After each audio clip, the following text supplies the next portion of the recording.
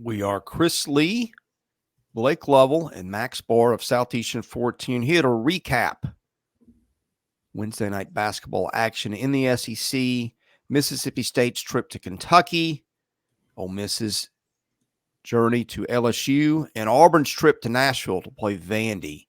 We'll talk about all three of those games, but first a reminder, this recap brought to you by BetOnline with NFL playoffs here and the NBA season in full swing. BetOnline has you covered with all the up-to-the-second odds, news, and scores with additional odds, lines, trends, and info on both desktop and mobile. You can access the world's best wagering information anytime. Head there today. Get in on the action. See the updated odds. Remember to use the promo code BELIEVE, that is BLEAV, to get your 50% welcome bonus on your first deposit. BetOnline, where the game starts. Let's start in Lexington, where Kentucky gets a 90-77 win over Mississippi State.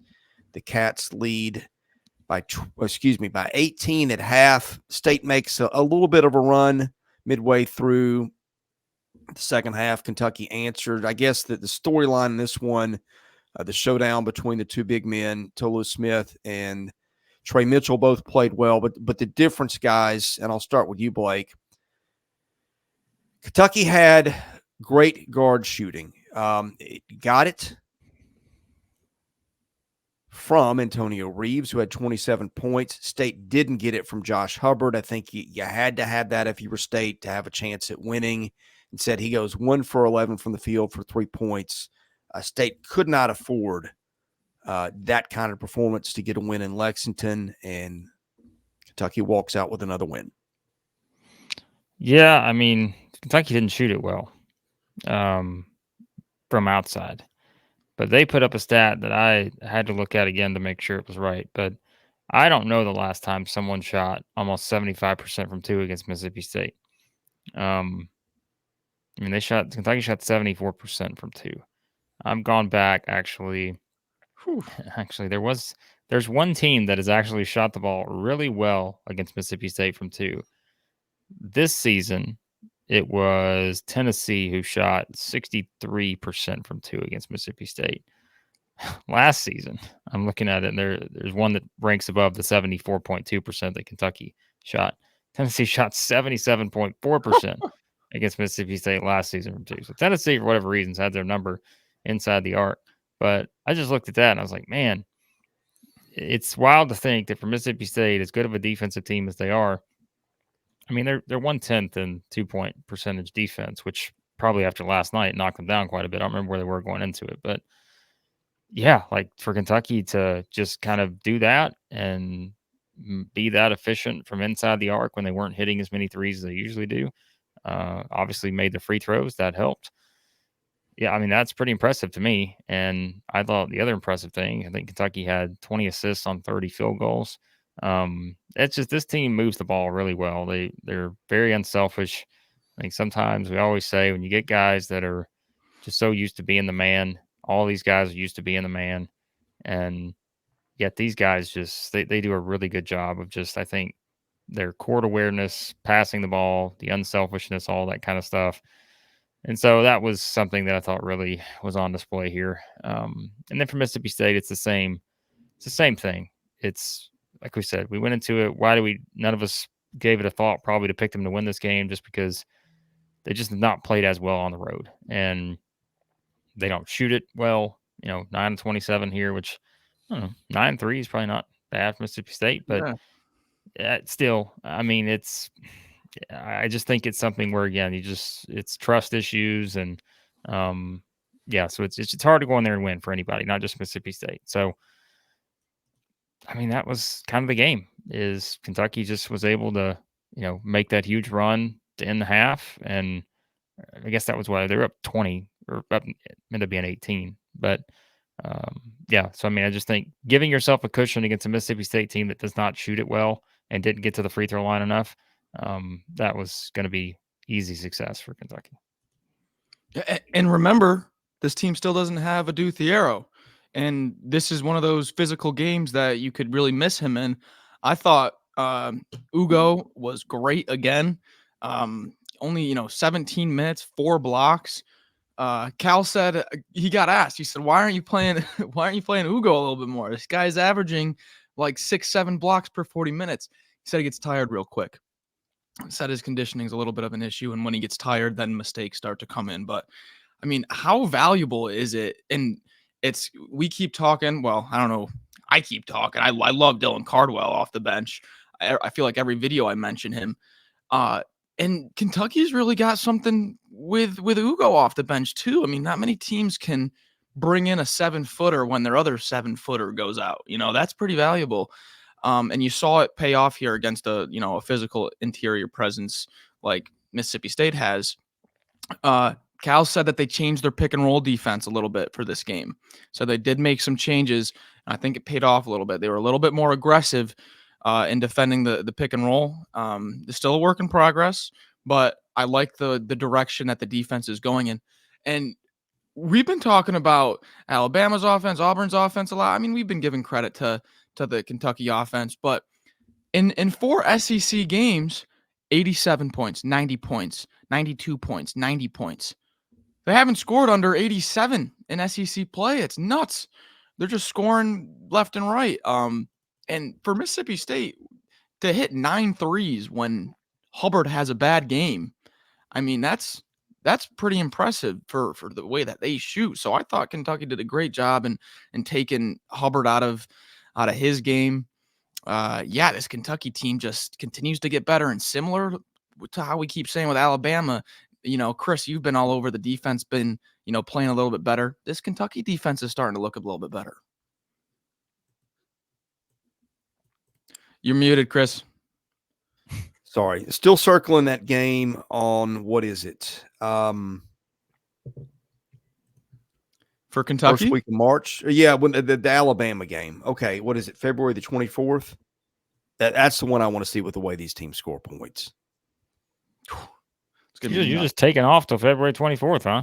I am. I'm trying to. You don't care about any of these other games till February 24th. All right, that's a long wait, Chris. That's over a month. So you're I should be enjoying the here and now for reasons you guys know.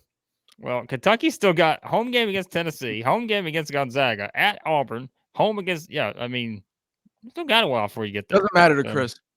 Man, he's just all right. Kentucky fans, Chris will see you in a month. So. He doesn't care about your other games. That gets us to baseball too. I knew that was going to get a reaction out of you. Yeah. Well, we'll talk more about Chris here in a bit. We'll talk more about Chris and his ways here after we get done with these next 2 games. I can make the tables turn quickly. You know what else makes tables turn quickly? Going on the road. Is this where you're going to gloat about picking LSU? No, I'll let you do it for me. This guy gets a couple picks right, has a great week in the SEC basketball fantasy, and all of a sudden he's the czar of I'm not even going to get into it. All right, let's talk about this LSU Ole Miss game, okay? Because Max. LSU is, I mean, come on. This team deserves a lot of credit for where they are. I mean, people were asking us 2 to 3 weeks ago, mailbag, if Matt McMahon was done for, basically. And now they're sitting here at 3-1. They got 2 nice wins at Texas A&M, home against Ole Miss.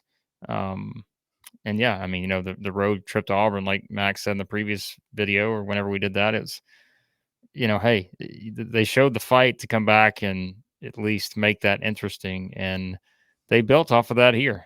Look, I mean, LSU last season was a chore to watch offensively. Like, they were just a team that if they made it to 70, like, you were congratulating, because they could not ever find their offensive rhythm last year for whatever reason. But this year, it's not been perfect. But they have way more upside this year. Like, they have more of those games where they can go off and score the ball, like this. Now, this is against this kind of competition. This is certainly one of their, if not their best performance, I think, offensively all season. But still, I mean, it's again, it just shows you that the upside is there with this team now that they have Jalen Cook, who, did not shoot it as well from three. He went 1 of 6, but he did score 16 points. But the whole team as a whole goes 10 of 21 from three in this game. And I just thought that was something where it's like, again, if you're trying to find me teams that I think that are just going to get hot from three, LSU is usually not the team maybe I pointed out as much, because they're middle of the pack. They're shooting 34%. But, hey, they get 10 here, 10 of 21. They shot 48% from three. This was another free throw game, a lot of free throws. Now, some of them came down the stretch as it got a little tighter. But Jordan Wright, man, I don't know what else you say about the guy. Like, he is, we've said it. I talked about, I thought that, him going to LSU was probably one of the more significant pickups of anybody in the SEC this offseason, because Vanderbilt fans could say what they wanted. But like, that guy was a huge reason why they made the run they made last year. And he has played so many games in the SEC. That experience was going to matter. And now you're starting to see how that has played out here to this point. He scored at least 15 in every SEC game. He scored at least 12, and I don't know, or 10 to 12, I think. And there's only one game this season he scored under 10. So, yeah, he's just been rock solid. And man, he just did so many things in this game. I know, pointing out the 7 steals and all that. And so I mean, this is an LSU team that, good for Matt McMahon. He stepped into a tough spot when he was hired as the coach, and you knew he was going to be compared to what, the former coach did and the success and all that other stuff. They didn't have it last year. He was being put on the hot seat after the Texas game this year. But since then, they won 5 of 6, 3-1 start in SEC play, and got a great opportunity on Saturday against the Texas A&M team they've already beat by 15 on the road. So, yeah, it's a nice spot for the Tigers. This one just crushed me. I had a wager on Ole Miss, and I sitting on my couch watching this game, and I'm just watching 9 first half turnovers for Ole Miss, and LSU, Jordan Wright can't miss, and I'm just like, what am I doing taking a road team in this league? Not going to happen again, I'll tell you that much right now. But you got to give the credit to LSU's pressure defense there in the first half. I mean, they were just, Ole Miss couldn't get anything going offensively, and no rhythm. A lot of their points came from individual, like, ISO dribble drives and whatnot. Ole Miss has got to get something out of their bench. There's just no consistent bench scoring, even out of their front court with Cisse and Sharp. They don't get much, and it puts a lot of pressure on Juju Murray and these guards to create everything. I have in all caps, Jordan Wright, winner. Look at what he did at Vanderbilt. Look at Vanderbilt now. Look at LSU last year. Add Jordan Wright. Look at LSU now. I'm not saying he's the sole reason, but man, does he have an impact on winning. Guy just makes winning plays, gets to the line. He's a good perimeter defender. And Jalen Cook's going through a little bit of a slump, and they're still putting up 89 points. He's not shooting the ball well from outside. He's turning it over a little bit, but still gets to the line 7 times, still stays aggressive and finds a way to impact the game. That's what I really like. Even when you're in a slump, still staying aggressive and finding a way to win. And I really like little motivational things in conference play. And as well as LSU played over the whole course of the game, letting Ole Miss in it down the stretch there, I think it got down to 6 with like 2 minutes left, letting them kind of creep in. I feel like that's going to keep LSU on check. Be like, hey, guys, we played a good game, but we got some things to clean up here, and now A&M's going to come in looking for revenge. I kind of like that motivational factor. This LSU team's going to come ready to play, and geez, they're tough to beat. It's funny. We're doing the little basketball contest, so we're really following individual performances a little bit more. We sat, Max, you and I sat and watched Blake agonize. The little basketball contest. Chris has sent 48 tweets in the past 5 hours about this little basketball contest that he is talking up over here. But continue. Well, Max, you remember we sat and watched Blake drag his feet on his last pick for about 10 minutes and bring Jordan Wright's name up about 49 times before not picking him. Yep. Having a little fun with you, Blake. But in all seriousness, SEC Player of the Week this week. And by the way, we got one more to bring into this conversation we'll get to in the next game. it is going to be a battle because Yeah. we had the Dalton Connect thing against Florida. We're going, my goodness, this guy's just, 39 points, hitting them from everywhere. We got the Wade Taylor show before he got upstaged by Tremont Mark at the end. We had Antonio Reeves had a nice game last night. And then Jordan Wright. And look, if you're going for balance, this might be the best of all of them. He plays 36 minutes, 9 of 16 from the floor, 7 of 8 from the line, 7 boards, 5 assists, 7 steals, 27 points. The only blemish on that line was 4 turnovers. But, man, we got half the games to play, so that's going to determine. But picking SEC Player of the Week this week is going to be – that's not going to be an easy task, I don't think, if the Saturday games go like they did on the midweek.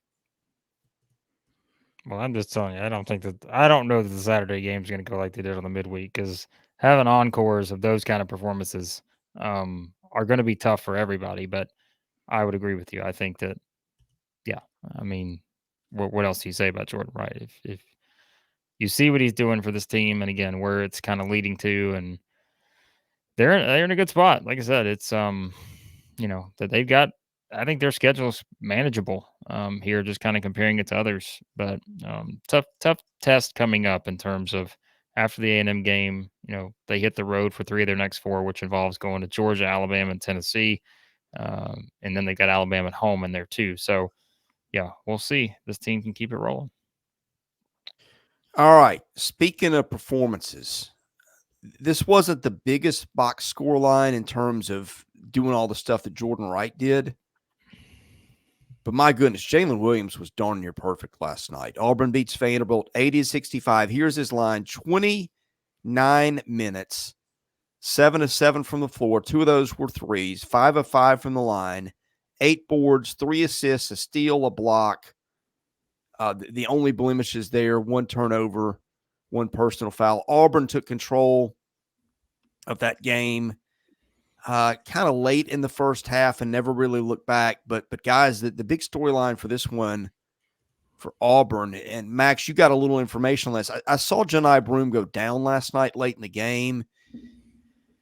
Looked like he was in pain, got up, kind of gave the okay signal. But this morning seems like we might have some mixed signals that it wasn't just a momentary exiting the game for being in pain. Let's hope not. But some things coming out of Auburn this morning sound a little concerning. Yeah, we don't have any concrete story right now, but Bruce Pearl did say that this is just a direct quote from Bruce Pearl.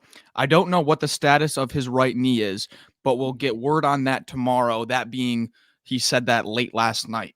So they probably got to run a few tests. He looked like he was limping off last night. I don't know if it's more of just like a bone bruise, knee, you bump your knee and it stings for a while. But if it's anything serious, this is a team that does have good front court depth. As good as Johni Broome is, they do have Cardwell, who can, fill in for a game or two. But Jaylin Williams, I'm glad you brought him up. I'll give you his numbers over the past 10 games. And these percentages, this efficiency is unbelievable. Past 10 games, he's averaging just under 16 a game, 15.8. But look, these percentages, 78.6% from 2, 52% from 3, 83% from the free throw line. Unreal. The guy's not missing. So, I mean, we knew, I think way back in June or July, Blake, we did our top forwards, top power forwards, top 5 power forwards way back in the summer. And we had Jaylin Williams on as a sneaky guy that could really break out. And man, is he playing his best basketball. Jerry Stackhouse after the game said, it wasn't a direct quote. It was kind of choppy. He started it, went on a tangent, came back around. But basically what he said, since I've been here in the SEC, from top to bottom of rosters, I don't know if we have ever seen a team with this much depth since he's been here. And I think that's a fair statement. He was saying how, as good as Jaylin Williams and Johni Broome are, Cardwell has the more energy than them, plays with more that more energetic style, and it's tough to withstand that because you're expecting there to be a drop off when you have a Johni Broome go to the bench, and there's just not. So yeah, it's going to be interesting to see how this Johni Broome injury shakes out. I mean, it didn't seem too serious, when it happened, but it doesn't sound, like it's just all okay. And now they get Ole Miss at home, which, very winnable game, but then it's the Iron Bowl, Blake, coming up next week. Yeah, we'll see what happens. Like I said, it's always hard to guess on these kind of things, and Yeah. you don't know until they give you more information on the specifics of the injury and that kind of stuff. So we're just playing a guessing game. So who knows?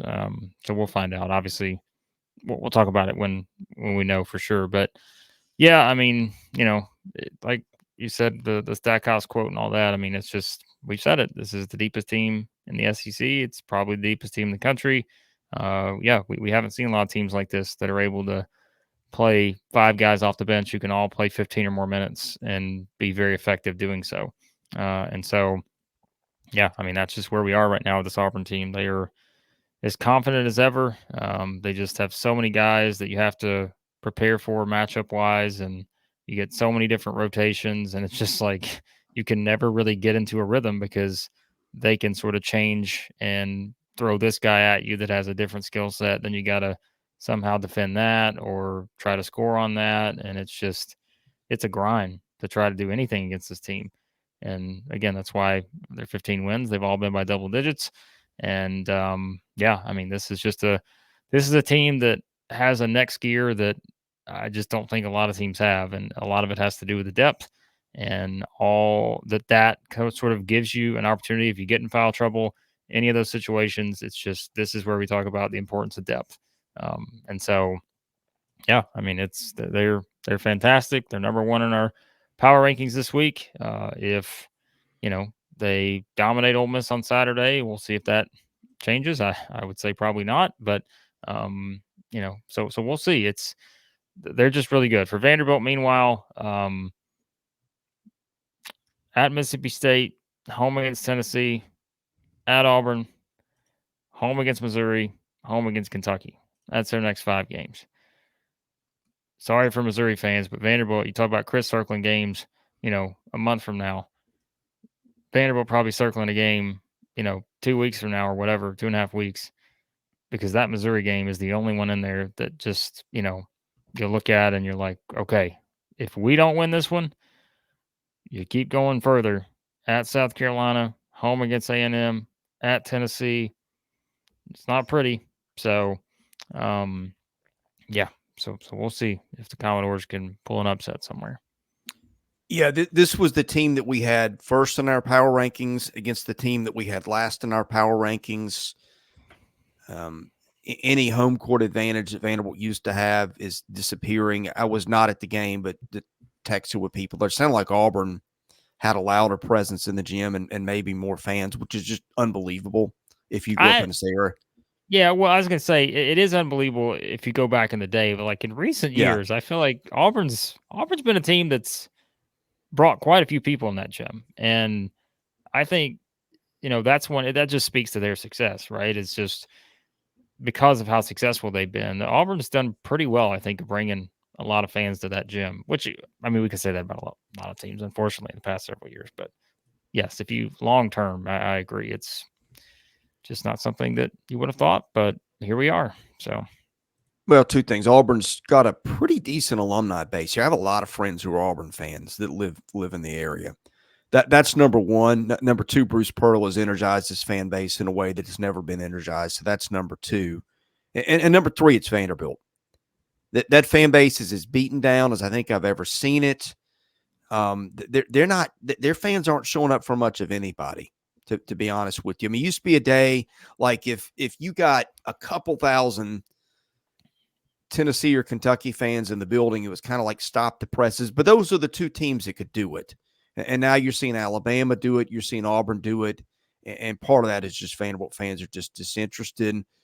In addition to the discrepancy in the power rankings, it was the best bench in the league against the worst bench in the league. Vanderbilt's really got about 4 guys who can really play, and it kind of drops off a cliff from there. They've got guys that can do a little bit of this and a little bit of that. But look, Jerry Stackhouse is trying to now sort of position this as a youth movement. He started Malik Presley last night, gave him 21 minutes. Same with J.Q. Roberts. Those guys are not ready to play in this league. Blake, you mentioned the schedule. I don't know if it's too early to call for the 0-18 Bryce Drew watch, but don't see them winning the next three. Missouri at home, Ken Pomeroy gives them is the best chance to win a game, period. That's February 3rd. Gives Vandy a 41% chance to beat Missouri. I think it could shrink between now and then. We're watching Missouri. This team is pretty competitive in most of its games. Now, sometimes it falls apart at the end. But Ken Pom, as of this morning being Thursday morning, 8.4% chance of Vanderbilt having a winless record in SEC play, Blake.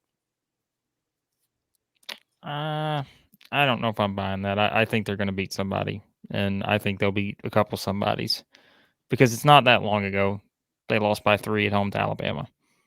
And so we know what happens throughout the course of the season.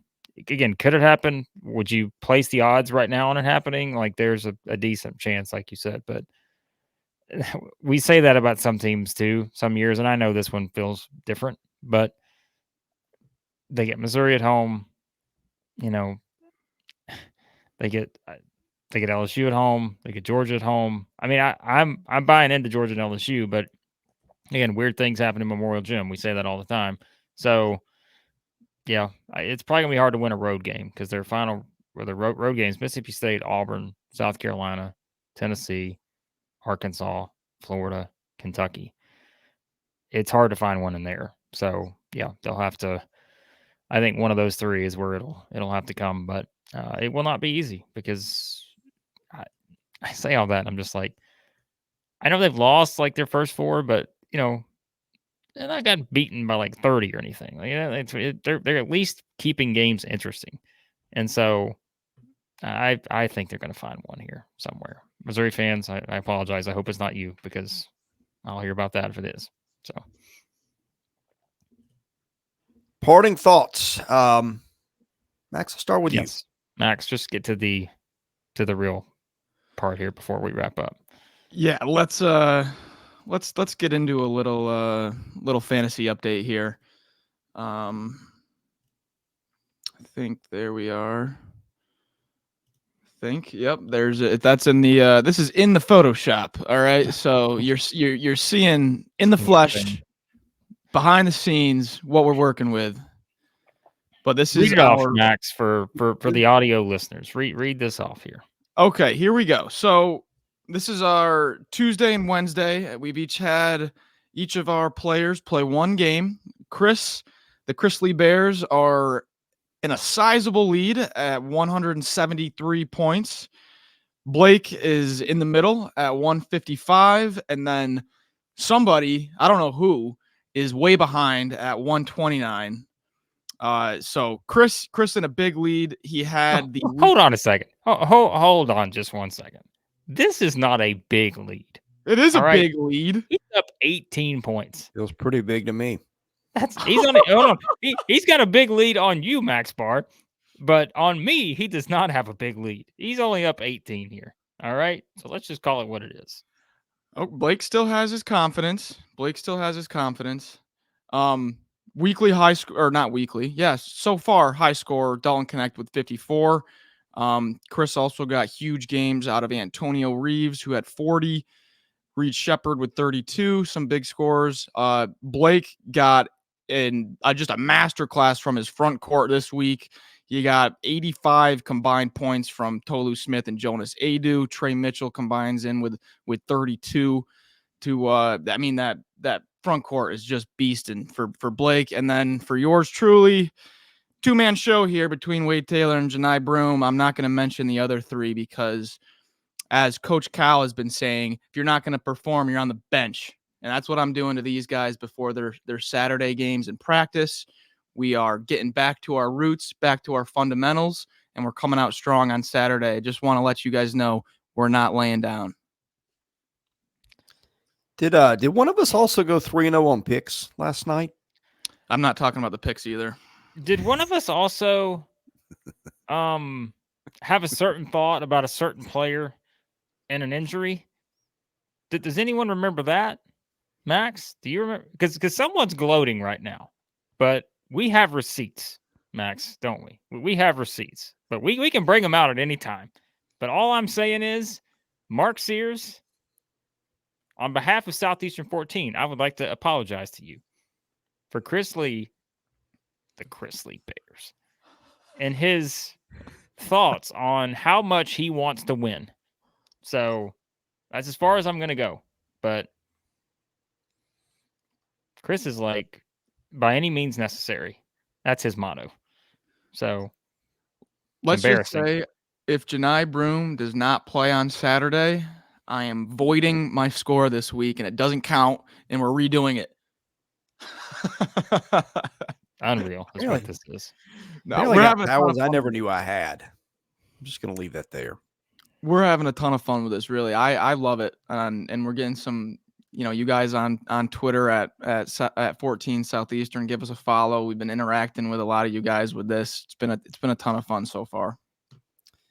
My 9-year-old son, I mentioned this to him a couple of days ago because he loves competition. I mean, he's just been every day, Dad, what's the score? How you, can I, and now he's like, can I play? Is he just as ruthless as you? Probably. Because if so, he'll fit right in. So, yeah. Right. Okay. He loves it. He's like, can I draft a team? Does he also have thoughts about Mark Sears? I don't know. You'd have to ask him. The accusations right now are just I know. flying. It's brutal here. Listen, Mark Sears, let's call it what it is. He had 16 points in the fantasy game. Any other night this season, Mark Sears is scoring 35 or more. So this would be an easy lead right now. And let me also just point out, Chris was doing a victory lap last night after the game. Like he was ready for his prize. And I'm like, hey, Chris, there's 7 games on Saturday. So you've not won this thing yet. Now you've beaten Max. Let's call it what it is. But with me, this thing isn't over because Mark Sears is going to go in. I've got the Tennessee-Alabama game on Saturday. Sears, Ziegler, Adu. These 3 guys understand what's at stake. They know what has to be done here.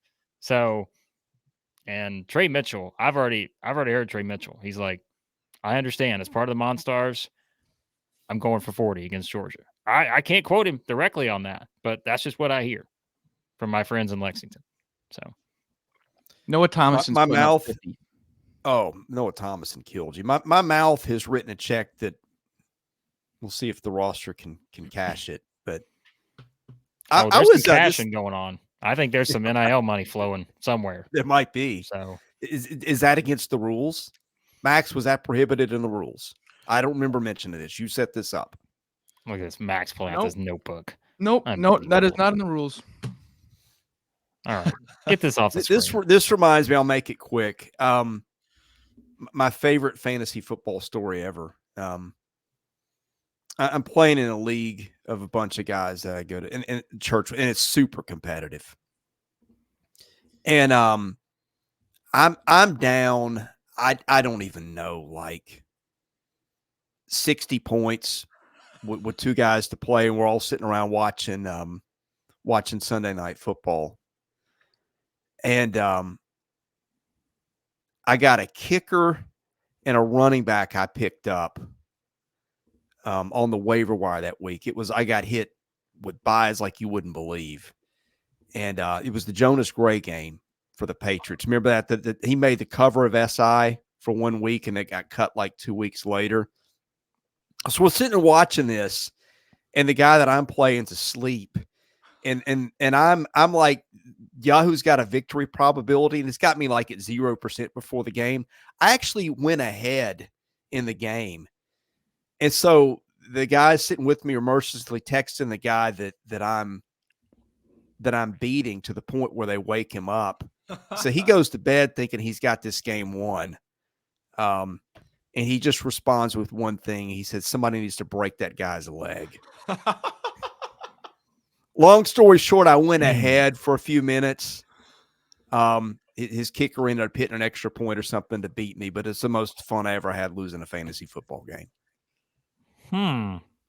What an interesting quote from that young man. Yeah, it that you is, speak isn't it? of. Jeez. And we just made this guy an elder last Sunday. Hmm. Not me. Very interesting. Yeah. Very interesting. I'm starting to see how it all comes together here. Mm-hmm. Anyways, all right. If you want to join in on our fantasy fun, let us know your comments. What you think? Who's going to Do win? that. Why will it be me? Does anybody still believe? I want to know. I just need one believer. Because I believe. You know what we need? We need a Southeastern 14 fantasy basketball league, maybe fantasy football. We need to do that. All the listeners, if they're interested, I think they should let us know. Maybe we can arrange a draft or something at some point. Maybe not this year, but it'd be fun. Yeah. Well, good luck to everyone trying to play against Chris. That's all I'll say. I pull out the voodoo doll and you just never know what could happen. Put your players in bubble wrap. All right. With that, we will end today's show. We'll be wrapping up Saturday games. We'll be previewing Saturday games. We talk about football when it happens because God knows the transfer portal never stops. For Blake Lovell and Max Barr, I'm Chris Lee. This is Southeastern 14 presented by Bet Online.